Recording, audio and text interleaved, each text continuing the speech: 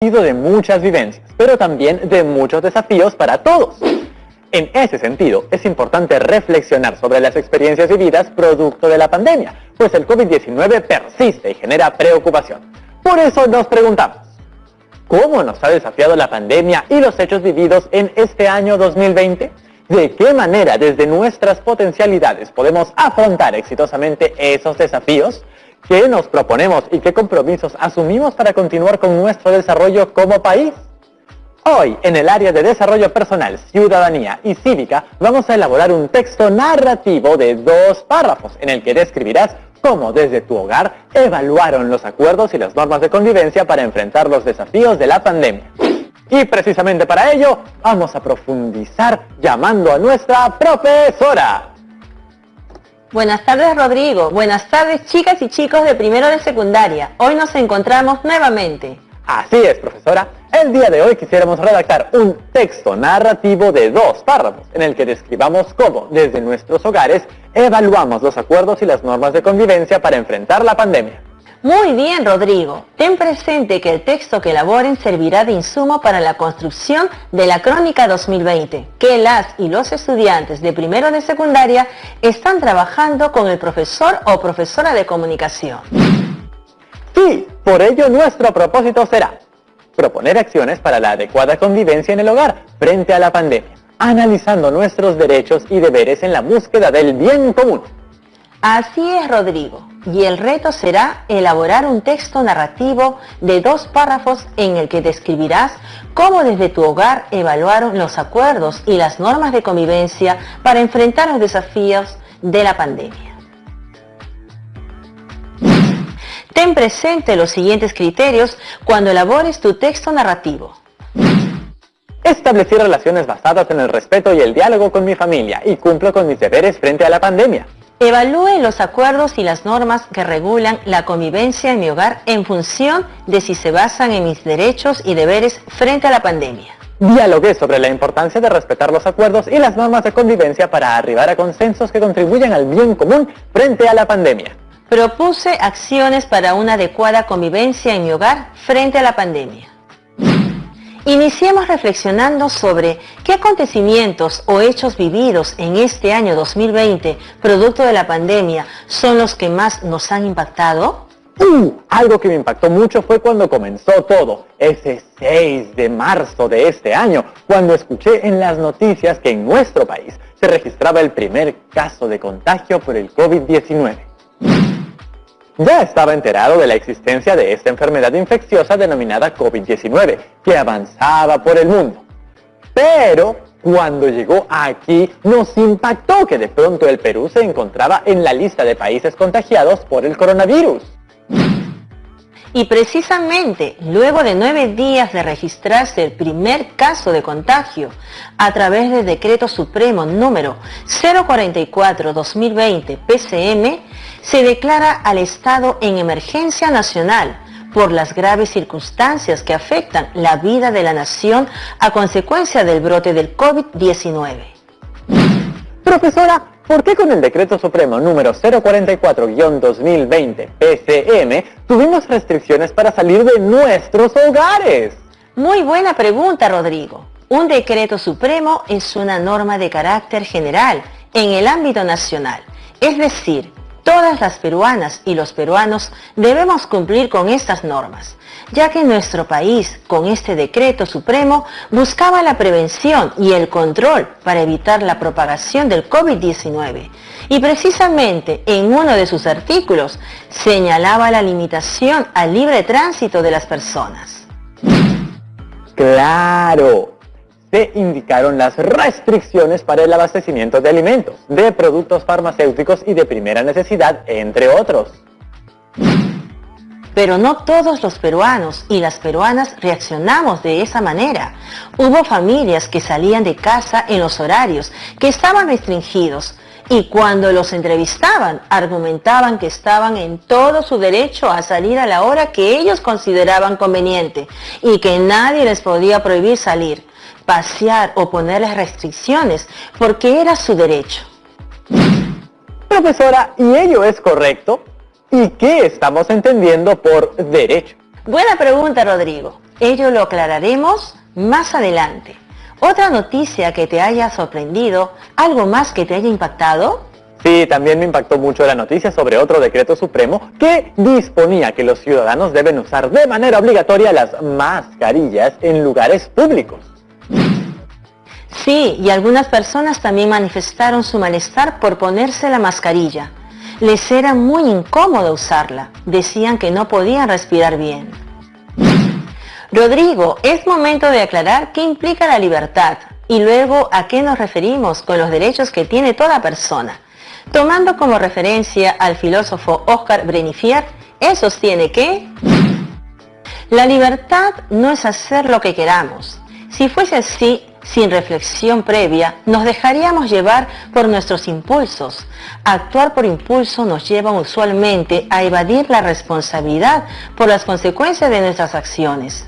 Al final, es el impulso el que nos controla a nosotros. Así es como nos convertimos en esclavos del impulso. La libertad sin límites se convierte en esclavitud. Por el contrario, la verdadera libertad consiste en dirigir nuestra vida reflexiva y responsablemente, es decir, consiste en actuar con autonomía. Para llegar a ser autónomo, primero, la persona debe lograr ser responsable de sí misma como individuo. ¡Qué interesante! Entonces la clave está en ejercer nuestra libertad, pero siempre reflexionando antes de actuar, pensar en las consecuencias y hacernos responsables de ellas, incluso antes de cada acción. Así es, Rodrigo. Por ello es importante diferenciar lo que es la libertad negativa de la libertad positiva. Erich Fromm lo señala muy bien al decir que cuando actuamos de manera responsable, estamos hablando de una libertad positiva. Entonces, si somos responsables y sabemos que el COVID-19 es una enfermedad que causa daño a muchas personas y que aún no se cuenta con una vacuna para controlarlo, pues debemos respetar las normas establecidas por el Estado, porque al reflexionar nos damos cuenta de que es para beneficio de todos, es por el bien común. El bien común es algo muy importante que debemos aprender. Quiere decir el bien de todas y todos juntos. Poner a la comunidad antes de nuestros deseos e intereses individuales.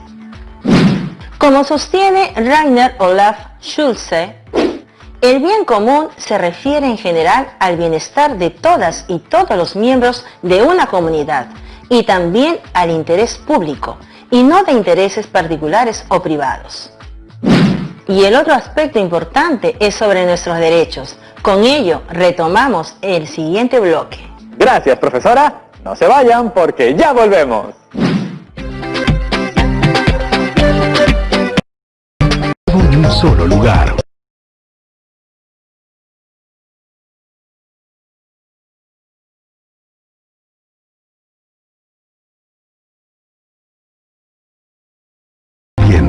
Aprendo en casa, secundaria.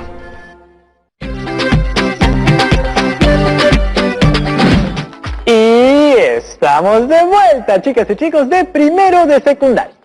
Profesora, en el bloque anterior hablamos sobre lo que significa la libertad positiva, así como del bien común, pero quedó pendiente reflexionar sobre lo que significan nuestros derechos. Es importante que las y los ciudadanos ejerzan sus derechos y velen por los derechos de todas las personas.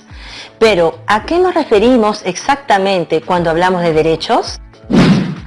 Los derechos son normas reconocidas socialmente que expresan nuestra libertad. Un ejemplo de derecho es el de poder expresar nuestra opinión públicamente. Como toda norma, un derecho pretende orientar el comportamiento de las personas y salvaguardar el sentido de dignidad humana. Por eso, en toda sociedad se espera que estos sean respetados por todos los ciudadanos. En ese sentido, el derecho establece un primer deber en una sociedad, el deber de ser respetado. ¡Claro! Nuestros derechos, entonces, son expresiones de nuestra libertad y siempre están orientados a que aporten positivamente tanto al individuo como a la sociedad. Sí, y pertenecen a todas las personas, niños, niñas, adolescentes y adultos. Sin embargo, niños, niñas y adolescentes requieren una protección especial. Estos derechos se encuentran en la Convención sobre los Derechos del Niño. Profesora, ¿y los deberes? Porque así como tenemos derechos, también tenemos deberes. Derechos y deberes son dos caras de una misma moneda. No puede haber derechos sin deber. Si espero que respeten mis derechos, tengo el deber de respetar lo de los demás. Por ejemplo, si bien tengo derecho a la salud, también tengo el deber de no poner en riesgo la salud de los demás. Y eso es lo que está pasando en estos tiempos del COVID-19. Si bien tengo derecho a colocarme o no un objeto de protección, también tengo el deber de ser responsable y guardar el distanciamiento social y utilizar medidas de protección para no contagiar a los demás. Por ello, enfatizo, tenemos derecho a la salud y tenemos el deber de no poner en riesgo la salud de los demás. Gracias, profesora. Ahora ya lo tengo claro. Tengo derecho, sí, pero también tengo responsabilidades. Una cultura de respeto, responsabilidad y pensar en el bien común es la clave. Profesora, otra noticia que me impactó fue el decreto supremo que prohibió las reuniones sociales y visitas familiares. Efectivamente, ese fue el Decreto Supremo número 139/2020, PCM. Precisamente en el artículo 3 señalaba restricciones a reuniones sociales por razones de salud y para evitar el incremento de los contagios a consecuencia del COVID-19. Es verdad, profesora. Leí noticias sobre cómo las familias tenían muchas discrepancias y conflictos a consecuencia de los meses prolongados de cuarentena. Efectivamente, Rodrigo. Incluso algunas noticias informaban que los conflictos en los hogares se vinculaban con las salidas que realizaban algunos integrantes de la casa o por la organización de reuniones o fiestas familiares. Profesora, ¿cuándo decimos que se ha generado un conflicto? Buena pregunta, Rodrigo. Para empezar, un conflicto surge cuando dos o más personas piensan y sienten que sus deseos, intereses o necesidades son opuestos o contrarios. Cuando interactuamos con otras personas es normal que en algún momento surjan un conflicto, ya que pueden presentarse algunos desacuerdos o distintas maneras de pensar frente a una misma situación. Lo importante es aprovechar esa situación de conflicto como una oportunidad para aprender a construir juntos, mediante el diálogo, una solución con la que ambas partes se sientan beneficiadas. Si el conflicto se aborda de forma adecuada, es decir, con una comunicación abierta y fluida y fomentando una relación de confianza y respeto, podremos aportar a una mejor convivencia. Profesora, ¿cómo podemos superar estas situaciones? ¿Cómo podemos propiciar condiciones para una adecuada convivencia en el hogar frente a este gran desafío que nos ha tocado vivir producto de la pandemia? Bien, Rodrigo. Primero leamos lo siguiente. La convivencia en el hogar es el conjunto de relaciones entre las personas que reflejan cómo nos comportamos dentro de un hogar. Se trata de una construcción colectiva y cotidiana, cuya responsabilidad es compartida por todas y todos los miembros de la familia. Pero no siempre la convivencia es armónica. A veces pueden ocurrir algunos conflictos. Por ello es importante que en el hogar se establezcan normas que contribuyan a la convivencia armónica y democrática con todos los miembros de la familia. ¿Y cómo construimos esas normas de convivencia? El proceso de construcción de las normas de convivencia son acuerdos y debemos evaluarlos frecuentemente de modo que respondan a las necesidades de convivencia. A continuación te presento una propuesta sugerida para la elaboración de normas de convivencia en el hogar. 1. Identificar las características y necesidades de convivencia en la familia producto de la pandemia. 2. Agrupar las características y necesidades de convivencia. 3. Formular propuestas de normas que permitan responder a las características y necesidades de convivencia. 4. Publicar las normas de convivencia en un lugar visible de la casa. Profesora, y luego de elaborar las normas de convivencia en el hogar, ¿podemos evaluarlas? Claro que sí. Como primer paso te sugiero este cuadro para el análisis del cumplimiento de las normas de convivencia en el hogar. Leamos. 1. Normas de convivencia. En esta columna se redacta la norma de convivencia que consensuaste con los integrantes de tu familia. 2. ¿Están escritas de forma que todos las comprendan? En esta columna colocas si las normas de convivencia consensuadas y redactadas son claras para todos. 3. ¿Todos los integrantes de la familia las cumplen? En esta columna colocas qué integrantes de la familia cumplen o no cumplen con las normas de convivencia consensuadas y el por qué. 4. ¿Nos ayudan a resolver los conflictos que se presentan en el hogar producto de la pandemia? En esta columna colocas si las normas consensuadas están contribuyendo con la adecuada convivencia en el hogar y el por qué. Y si luego del análisis de este cuadro ven que es necesario hacer un cambio, les sugiero el siguiente cuadro de reelaboración de normas de convivencia. 1. Normas de convivencia. En esta columna colocas las normas de convivencia consensuadas por los integrantes de la familia. 2. Permanece sí o no. En estas columnas marcas si se mantiene o no. 3. ¿Por qué? De forma breve, en esta columna fundamentas por qué permanece o por qué se requiere reelaborar la norma de convivencia. 4. La cambiamos por. En esta columna redactas la nueva norma de convivencia consensuada con los integrantes de tu familia. ¡Genial, profesora! Estos cuadros son de mucha ayuda y lo que me parece fabuloso es que si alguna norma de convivencia no funciona o no está clara, se puede replantear. Todas las propuestas pueden ser flexibles y reelaborarlas para la adecuada convivencia de todas y todos los integrantes del hogar.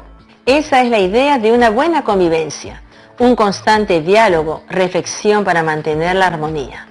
En casa y en el resto de nuestra comunidad y país, juntos debemos esforzarnos para lograr una convivencia basada en el respeto, la igualdad y la ayuda mutua. Además, es indispensable que las chicas y chicos de primero de secundaria no solo aprendan a construir normas de convivencia en el hogar, sino también que manejen y respeten las normas, las leyes y la constitución del país, comprendiendo su necesidad en tanto aporte para el bien común. Entonces, ser ciudadano exige centralmente asumir responsabilidades, exigir y ejercer derechos y cumplir con los deberes que contribuyan con la adecuada convivencia. Asimismo, asumir estas responsabilidades exige desarrollar habilidades que se logran plenamente mediante el ejercicio constante, como las siguientes. 1. Reconocer al otro u otra como legítimo o legítima, otro u otra e igual a ti. Es decir, reconocer que las y los demás tienen los mismos derechos que tú. 2. Dialogar para escuchar atentamente y encontrar formas de organizarnos como familia. 3. Reflexionar sobre los asuntos que afectan a todos y todas, limpieza de espacios comunes, correcto uso de la mascarilla, distanciamiento social, entre otros. Lo que implica observar lo que sucede en tu comunidad, local, regional, nacional y global. Sensibilizarte e informarte para tomar una posición frente a los problemas por la pandemia. 4. Saber cómo actuar para buscar el bien común, reconociendo límites y posibilidades y exigiendo la atención de las autoridades correspondientes. Y recordemos lo que recomienda el Ministerio de Salud a todos los hogares del Perú frente al COVID-19. Son algunas recomendaciones para entrar a tu casa. 1. Al volver a casa intenta no tocar nada. 2. Quítate los zapatos. 3. Desinfecta las patas de tu mascota si la estabas paseando. 4. Quítate la ropa exterior y métela a una bolsa para lavar. 5. Deja bolso, cartera, llaves, etc. en una caja en la entrada. 6. Dúchate, o si no puedes, lávate bien todas las zonas expuestas. 7. Limpia el móvil y las gafas con alcohol. 8. Desinfecta las superficies de lo que lleves a casa antes de guardarlo. 9. Lávate las manos con agua y jabón mínimo por 20 segundos. 10. Recuerda que no es posible hacer una desinfección total. El objetivo es disminuir el riesgo. Estas recomendaciones las hemos venido siguiendo desde marzo de este 2020 y debemos seguir cumpliéndolas por el bien de todas y todos. Tiene razón, profesora. La lucha contra el COVID-19 no ha terminado. Ahora vayamos a nuestra ronda de preguntas.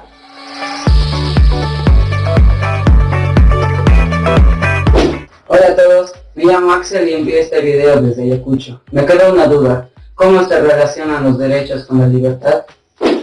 La libertad tiene sentido cuando podemos actuar con autonomía frente a situaciones que implican tomar decisiones morales. Por ello, es importante fortalecer en la familia el trato respetuoso entre las personas para que puedan sentirse libres de actuar con responsabilidad y creatividad. Hola, me llamo André y envío este video desde Arequipa.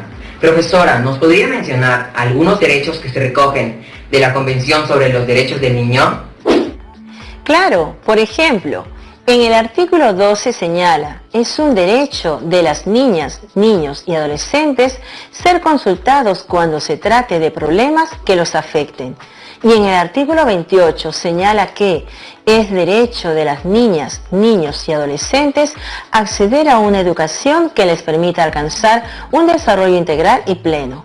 Y también en el artículo 31 señala que son derechos de las niñas, niños y adolescentes relajarse y jugar, así como participar de actividades recreacionales, culturales y artísticas.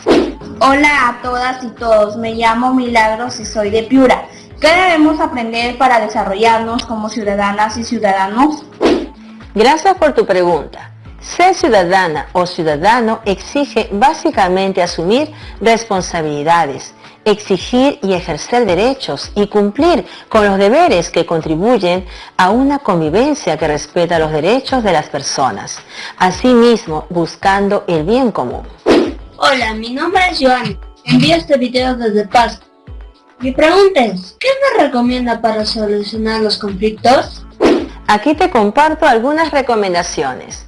1. Ponerse en el lugar de la otra persona. Saber qué piensa y cómo se siente. 2. Entender que no hay una única solución. 3. Detectar las necesidades de las partes. 4. Revisar propuestas y posibles soluciones que resulten satisfactorias para ambas partes. Y muchísimas gracias, profesora María Rodríguez, por acompañarnos el día de hoy. Hasta pronto, chicas y chicos de primero de secundaria. Chao, chao. Muy bien, chicas y chicos de primero de secundaria. Hemos reflexionado sobre nuestras libertades, nuestros derechos y nuestros deberes, el bien común y cómo evaluar nuestras normas de convivencia en el hogar este año. Definitivamente hemos tenido un año de grandes desafíos, pero a pesar de ello saldremos adelante. Así es, Rodrigo. Saldremos adelante buscando siempre el bien común de todas y todos. Bien, ahora te toca a ti. Antes de iniciar con el reto, toma en cuenta los siguientes aspectos. 1. Ten a la mano un lapicero o lápiz y una hoja o un cuaderno para escribir las ideas sueltas a manera de lluvia de ideas. Si es una hoja reusable, mucho mejor. 2. Reúnete con tu familia y dialoguen. ¿Qué normas de convivencia ponemos en práctica en casa? ¿Qué necesitamos para convivir mejor como familia en esta cuarentena? 3. Organiza todas las ideas y piensa en las posibles acciones para una adecuada convivencia en el hogar frente a la pandemia, analizando nuestros derechos y deberes en la búsqueda del bien común. Por último, en tu rol como ciudadana y ciudadano consciente y propositivo frente a los desafíos que nos han tocado vivir en esta pandemia, realiza tu reto. Elabora un texto narrativo de 2 párrafos en el que describirás cómo, desde tu hogar, evaluaron los acuerdos y las normas de convivencia para enfrentar los desafíos de la pandemia.